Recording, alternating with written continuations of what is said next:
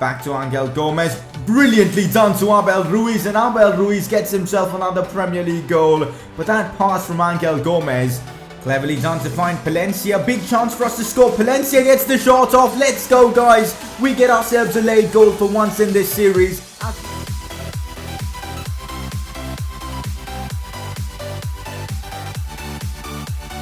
Hey guys, how's it going? It is S2G and welcome back to another episode of the Barcelona v Career Mode series, and today we've got a huge game. The game against Brighton in the Carabao Cup in the quarterfinals, and you guys know we're taking this competition seriously because I feel we've got a real chance of winning it. I mean, look at the remaining teams here.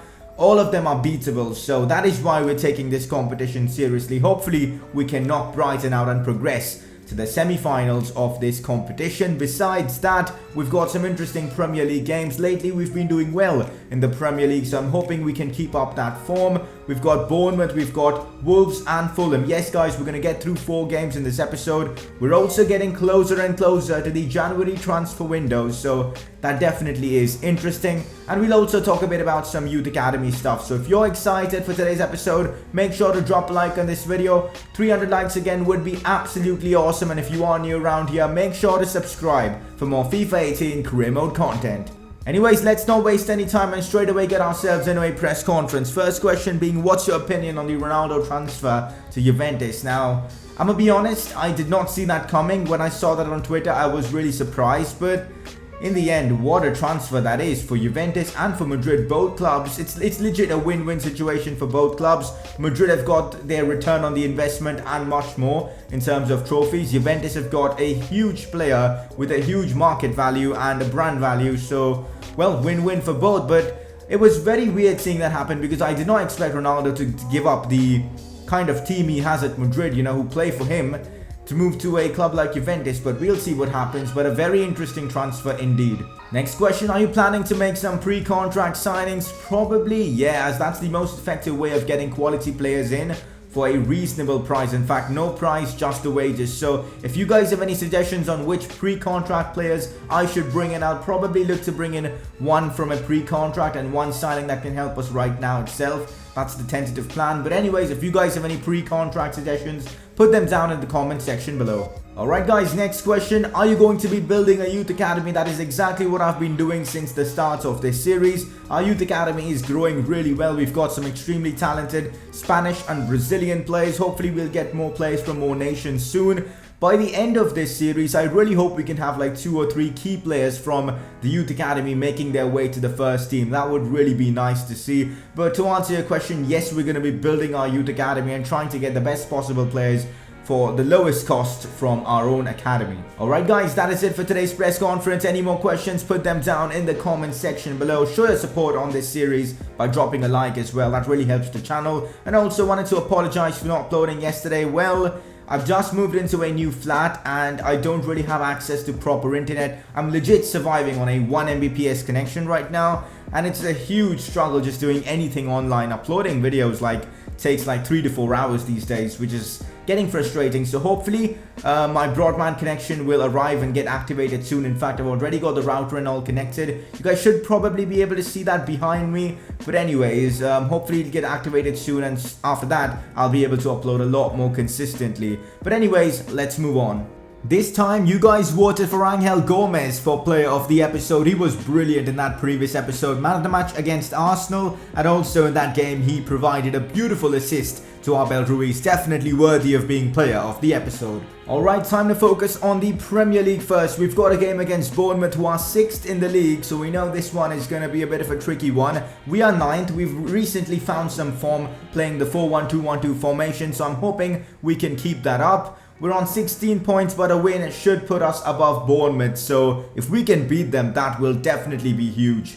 Alright, this is the team that I've gone for this one against Bournemouth. I have made a few changes, keeping the game against, of course, Brighton in mind. But I've still gone with a lot of starters because it's the Premier League and a win here could be massive for the club. So this is the team. It's a strong team. Let's get the result. Well guys, we do have a slight problem here. The footage for this game against Bournemouth is corrupted for some weird reason. I think it's a software issue. I used the Elgato game capture software to record my gameplay, and for some reason it may have crashed during this game's recording. Thankfully I still have the rest of the episode's footage, so you guys will see footage from the upcoming games, which thankfully is not corrupted. But anyways, let me describe what happened in this game for you guys, because I don't have the footage to show you guys. It was Abel Ruiz who scored the goal for us in a 1-0 win. It was a phenomenal goal. I wish I could show it to you guys, because it was a brilliant strike from just about outside the box, right foot, top bins. Really wanted to show that to you guys, but oh well. Let's move on. What can be done? Hopefully my software doesn't act up all glitchy in the next episode. Thankfully the remainder of the footage is still with me. This is a bit of a surreal moment because we are 6th in the Premier League, above the likes of Liverpool, Arsenal. It's just unbelievable. We're on 19 points, 5 wins, 4 draws and 4 losses, and the fact that we were just outside the relegation zone after like 4 or 5 games, and now we are here in 6th. We've made an incredible comeback. Let's keep pushing forward, and who knows, we might actually qualify for European football come end of the season, which will definitely be absolutely insane. Alright guys, earlier on in this episode I told you guys I wanted to talk a bit about the youth academy. Mostly I want to talk about this guy, Maxi Mendes, and I wanted to ask you guys, should we promote him to the first team? He's already 64 rated, and we've got Ortola, and our second best keeper is 65 rated in Esquieta, I think that's his name. So would it make sense to promote Maxi Mendes and constantly train him? I'm obviously training him right now as well, but I'm unsure of whether to promote him or not, because if we do promote him I will give him more chances, but maybe we can afford to hold off because of how good Ortola is playing. So let me know in the comment section what should we do. And also, none of the other players are at the moment I want to promote them, because I like Renato Pereira right now, but I feel like he'll benefit being in the academy for a bit longer. So Maxi Mendes is the only real player I want to actually promote right now. So let me know your thoughts on this in the comment section below. Alright guys, it is time for the big one. Brighton versus Barca B. This is our chance to get ourselves into the semi-finals and get into contention for our first trophy this season. So I've gone with a bit of a change to lineup, but it's still a very solid team. Ricky Puig, Alenia, Rivera in midfield, Arnaiz, Ruiz all start. Still have made a few changes because of fitness reasons, but all round I believe this is a solid side and hopefully we can get the job done. A lot of space for Izquierdo, and we know pace causes us problems, but Kik Pieri was strong there and he just pushes him off the ball. Alenia out wide to Arnaiz, finds Abel Ruiz. Can he get ahead of his man? Yes he can. Look at the strength from Abel Ruiz. This guy is a tank. Cut back inside, and what a tackle or a block or an interception, whatever it was from the Brighton defender. Now yes, Palencia might be able to put in a cross as it goes out for a corner. It's been a heck of a game so far. Arnaiz again. Oh, brilliantly done to find Alenia. Now Abel Ruiz can't get the shots off as Bong clears it away. Good football from Barca, but we just need to be a bit more precise in the final third. Oh no, looks like Brighton have an opportunity. It's a good cross, but Ortola, he's been so good, man, in this episode. And here we go forward, Abel Ruiz. The run from Miranda is decent. Still Miranda. Cuts back it to Abel Ruiz. Still Ruiz. Oh, he can't get the shot away. Puig plays this one out wide to Palencia, whose stamina is so low right now, but he does put in a great cross to Abel Ruiz. No way he's missed that. That was the golden chance for us to score. We were just discussing about how Abel Ruiz misses the easiest of chances, and there you go. That is one example. So frustrating at times. We really should have converted that. That was a beautiful cross from Palencia.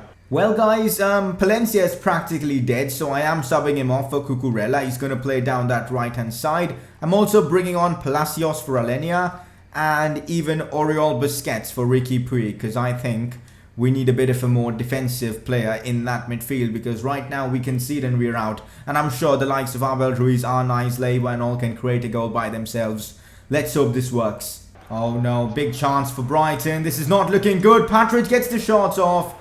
And we concede in the 82nd minute before we can even make the substitutions. Oh man, this is so frustrating. I think we had the better chances in this game. Come on guys, we've got 8 minutes to try and get right back into this one. Let's do all what we can to try and get ourselves a spot in the semi-finals. Leiva, come on, someone make that run. It's Jose Arnaiz, gets past one. Gets bullied off the ball. Cucurella though finds Abel Ruiz. Still Ruiz waits for the run of our left back. It's Miranda. He gets the shots off and he misses. No way, man. How are we bottling these kind of chances? Come on, team. Finds Leiva. Plays this one into R9. What a chance for R9. The chances we've wasted in the last 8 minutes. It's unbelievable, man. Jose R9, this is legit our last chance. R9 waits for the run. It's Cucurella. What a chance for Cucurella. He goes for the finesse shot and we survive. We live on. Yes, guys, we've managed to get the equaliser against Brighton, and the goal comes from our substitute left back who's playing as our right back, Cucurella. I was so in panic mode at this point, so I really slowed down the play and just went for the finesse shot, driven finesse shot, and thankfully it worked. And Cucurella gets us the equaliser. Let's go, guys. 90 minutes done in this one. That means extra time. And if extra time can't decide the winner, it goes to penalties, which I do not want. Big chance for our opponent. Some good build-up play from Brighton. Izquierdo tries to put in a cross. Good block from Cuenca. Oh, this is our chance. Arnaiz in behind the Brighton defence. It's still Jose Arnaiz. I'm going to put in the cross to Abel Ruiz. Come on. Now Leiva. Now Arnaiz, big chance for Marc Cucurella again. Cucurella, come on. He gets the shot off. Keeper makes the save on the rebound in the 120th minute. Palacios converts as we take the lead and get ourselves a spot in the semi-finals of this competition. Hilariously enough, it was Marc Cucurella who's been the most decisive player in this game since I've brought him on. He would have almost scored a second here, but of course the keeper made the save. And on the rebound, it is Palacios who converted. Let's go, guys. There you have it, guys. What an intense game of football, going all the way till the 120th minute. And of course, we converted our chance and get ourselves a spot in the semi-finals. What a game. Cucurella was absolutely brilliant in this one. Anyways, let's find out who we'll be facing in the semi-finals of this competition. Time for a youth squad monthly report. Let's see how our academy players are doing. 85 to 94 potential for this guy, Francisco Tavares. That is absolutely phenomenal. 74 to 94 for Renato Pereira. Pablo Munez has dropped down to an 89, which means I am going to be releasing him. Of course, I want only players who have a max cap of above 90 or 90, like Jose Enrique here. If it drops further, I will release him. Maxi Mendes with the potential of now 85 to 94, and he's gone up by 1 as well. He's now 65 rated, so should we promote him, guys? Let me know in the comment section because he looks like a solid player. Well, there you go. The draw for the Carabao Cup semi-finals is out now, as it's going to be Barca B versus Watford. I'm excited for that. Those games should be in January, and of course, two-legged affair. Winner gets to get to the finals of the Carabao Cup. I'm hoping we can do so because winning this competition, I think, will be immense for the club. I am forced to make a lot of changes for the upcoming game against Wolves because of fitness reasons, and as you can see, this is the lineup that I'm going for. In fact, let me make one little change. Palacios as the right centre mid and Vitinho as the left centre mid. As you can see, no Arnaiz, no Abel Ruiz, but Angel Gomez does play. I don't know what to expect from this one because my key players aren't playing and I can't play them. Their fitness is too low, so let's just see what happens away from home against the good Wolves side who are 5th in the league as well. This could be a bit of a tricky one. Vitinho out wide to Marc Cucurella. Let's see what he can produce from here. Cuts this one back. That was a brilliant cut back, but unfortunately no one was attacking that. Oh, brilliantly done by Angel Gomez to find Marc Cucurella. The cutback should be good. Nah, man, that was so frustrating. Palacios now. Angel Gomez, can he get there first? No, he can't, but it's Palacios. Out wide to Perez. Palacios again, Cardona. Back to Palacios. Oh, man, they cleared the ball away, and that is half time. That was literally our first chance or a half chance in this game so far. It's been a bit of a dead game. Let's hope the second half has more to offer.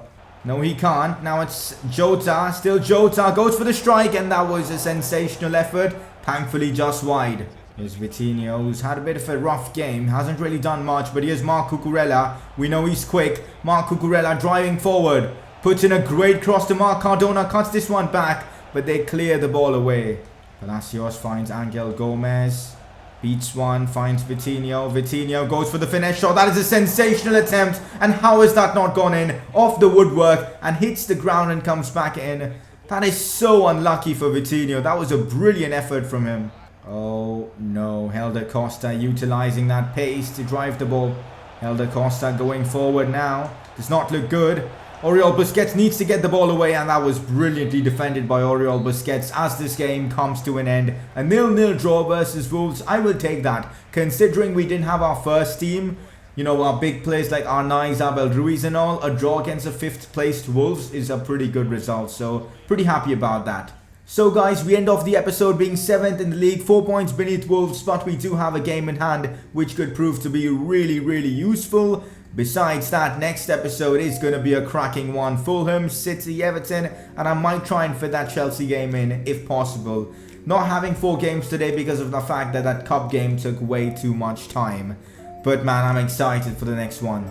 Also, I just realized Oriol Busquets' contract is expiring. There is absolutely no way I want him leaving, so let's go ahead and negotiate with him for a contract. Well guys, Oriol Busquets certainly wants a lot of money for this contract. I'm gonna try and remove the bonus and I'll probably just submit offer and see if he accepts. That is a hefty contract offer I'm putting in, considering we still want to make more signings. But Oriol Busquets is just 18 and he's already 70 rated. We definitely need to keep him at the club. And there you go. He does eventually accept this contract offer. 18,000 per week. Important squad role. 3-year contract. Oriol Busquets re-signs with us. And that, guys, is the end of today's episode. Hopefully you guys have enjoyed this one. But before ending this off, you guys need to vote for your informed player of the episode. Your nominees, first one being Ortola, who made some stunning saves in today's episode. And your second nominee, Marc Cucurella, who played a sensational part in us making the comeback against Brighton in the Carabao Cup, getting ourselves into the semi-finals. You guys can vote by clicking the I button on the top right of your screen. And that is it for today's episode. Really hope you guys have enjoyed this one. If you guys have, make sure to drop a like on this one. 300 likes and above would be absolutely phenomenal. If you are new around here, make sure to subscribe for more FIFA 18 career mode content. And I will see you guys very soon with another episode of this series.